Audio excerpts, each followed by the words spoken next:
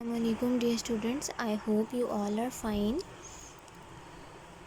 अच्छा जी, what we read in our previous lesson, let's have a quick review.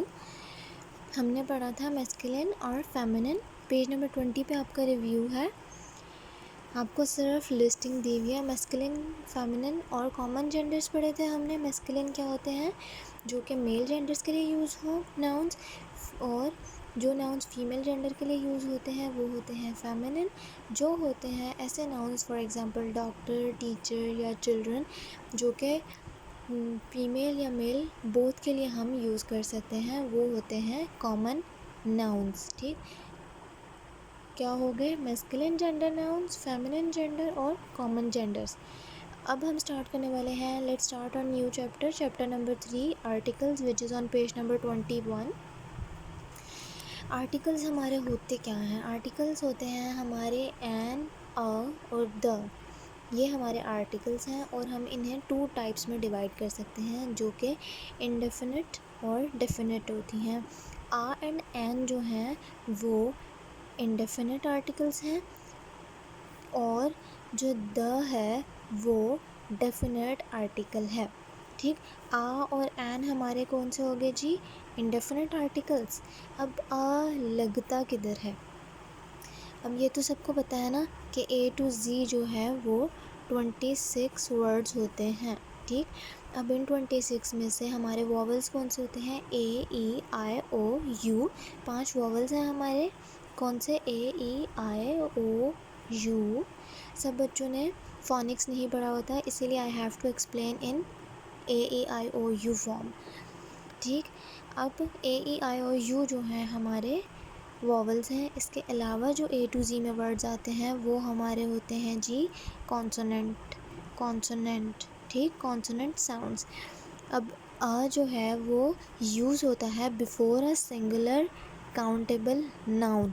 आ जो है वो सिंगल काउंटेबल नाउन के साथ इस्तेमाल होता है. ठीक, ऐसी चीज़ें जो हम गिन सकते हैं, 1 है, 2 है, 3 है वाली फॉर्म में, उन्हें हम काउंटेबल नाउन्स कहते हैं. ठीक, अब आ जो है वो सिंगल काउंटेबल नाउन्स के साथ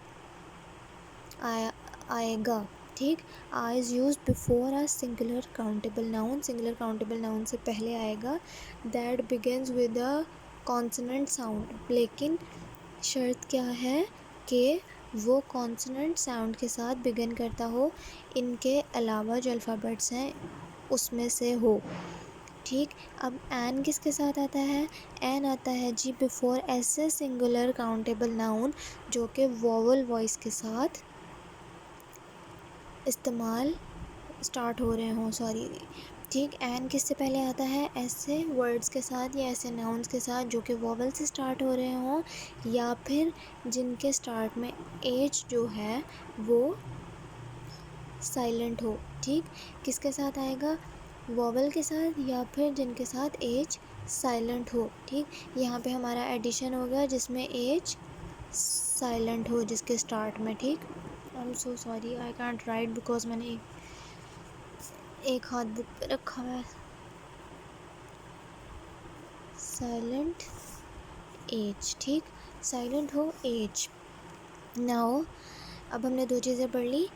आ लगता है हमारे सिंगुलर नाउन्स के साथ, सिंगुलर नाउन से पहले, जो कि कॉन्सोनेंट वॉइस से शुरू हो रहे हों, और एन लगता है जो कि वोवल वॉइस या ऐसे नाउन्स जो कि जिनमें एच जो है वो स्टार्ट में जो है वो साइलेंट हो. फॉर एग्जांपल BS ऑनर्स सब ने सुना होगा ना, बड़े बहन भाई कर रहे होते हैं, कज़न्स कर रहे होते हैं. ऑनर स्टार्ट होता है HONO से. ठीक, सॉरी, HO से स्टार्ट होता है ऑनर्स. ठीक, HONORS ऑनर्स होता है, तो एन ऑनर्स होगा. इधर आर है तो एन आर हो जाएगा. सही. हेयर जो here we can see orange. Orange is starting with O which is a vowel sound, so we will put an before it. Moving to our next page which is page number 22. अब जी आ गया हमारा next article. क्या है? Definite. The is a definite article. The क्या होता है? The is use before the names of oceans, reverse and special buildings. The जो है, अब ख़ास जो होते हैं ना ओशंस या फिर दरियाओं समंदरों या स्पेशल बिल्डिंग्स के साथ दा लगाया जाता है। सही। फॉर एग्ज़ाम्पल यहाँ पर किसी भी ओशन, किसी भी रिवर या किसी भी ऐसी स्पेशल बिल्डिंग के नाम के साथ जो है हम लोग लगाते हैं द। सेंटोरस तो सबने देखा होगा, स्पेशल बिल्डिंग है ना हमारी, तो हम उसे क्या कहते हैं, the Centaurus mall. Okay, now there are many islands in the Pacific Ocean. Pacific Ocean में बहुत सारे आइलैंड्स हैं। ठीक, बात किसकी हो रही है, पैसिफिक ओशन की। पैसिफिक ओशन जो है समंदर का नाम है, उससे पहले द आ गया। हेयर येलो रिवर की बात हो रही है, येलो रिवर समंदर का नाम है, उससे पहले द आ गया। Pentagon is a building, it's a very famous building of America. तो the Pentagon is an important building in America. अब पेंटागन की बात हो रही है। पेंटागन एक अपनी किस्म की डिफरेंट टाइप ऑफ बिल्डिंग है, इसका इंफ्रास्ट्रक्चर और हर चीज़, तो उसको एक अलग हैसियत हासिल है। दैट्स वाई वो प्रोमिनेंट बिल्डिंग है। तो there we will put the. When we use the when there is only one thing of its kind. अब हम द जो है और कब लगा सकते हैं, जब ये अपनी किस्म की एक ही चीज़ हो। फॉर एग्ज़ाम्पल जो हमारी अर्थ है या मून है या मार्स है या जुपिटर है, ऐसे जो सियारे हैं जो कि अपनी तरह के एक ही हैं। अर्थ दो एक और तो नहीं है ना, अर्थ सन एक और नहीं है, मून एक और नहीं है। मून अगर बहुत ज़्यादा है तो हम उसके साथ द नहीं लगाएंगे, लेकिन अर्थ और सन जो है वो एक ही है, तो the earth and the sun. The earth moves round the sun. ज़मीन जो है सूरज के गिर्द चक्कर लगाती है, घूमती है। The sky is covered with dark clouds. अब जो है हम ऊपर देखें वैसे तो 7 आसमान है, लेकिन हमें नज़र तो एक ही आ रहा है ना। That's why we have written sky here, a sky, एक स्काई लिखा गया है। The sky is covered with dark clouds. जो स्काई है हमारा एक ही जो हमें दिखाया गया है वो बादलों से भरा हुआ है। Next category is the is also use before a superlative adjective.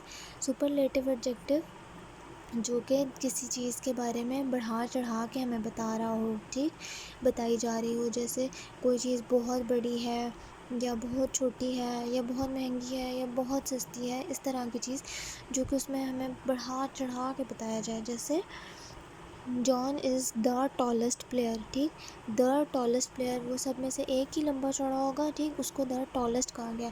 ठीक, हम टॉल भी कह सकते थे, लेकिन सुपरलेटिव है, ठीक है, उसकी एग्जैजरेटेड फॉर्म है, मतलब उस चीज़ पर जोर दिया गया कि हाँ जी वो बहुत ज़्यादा लंबा है। ठीक, तो सुपरलेटिव्स पे क्या आ जाता है, टॉलेस्ट। अब the most expensive, most expensive जो है सुपरलेटिव आ रहा है। This is an expensive watch भी हो सकता था, लेकिन अगर सिर्फ एक्सपेंसिव होता। अब यहाँ पे जो मोस्ट है वो उसको सुपरलेटिव बना रहा है, दैट्स वाई हमने यहाँ द पुट किया है। ठीक जी, अब अगला सेंटेंस हमारा क्या है,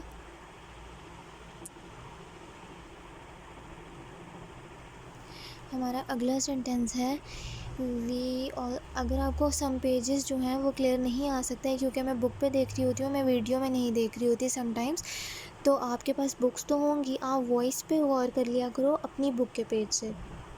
ठीक, क्योंकि वीडियो इतना टाइम का हो गया होता है, उसको रिपीट टेलीकास्ट करना थोड़ा सा डिफ़िकल्टी हो जाती है। Let's read our next type. हमारी नेक्स्ट टाइप क्या है, we also use the when we are talking about someone or something in particular or for a second time.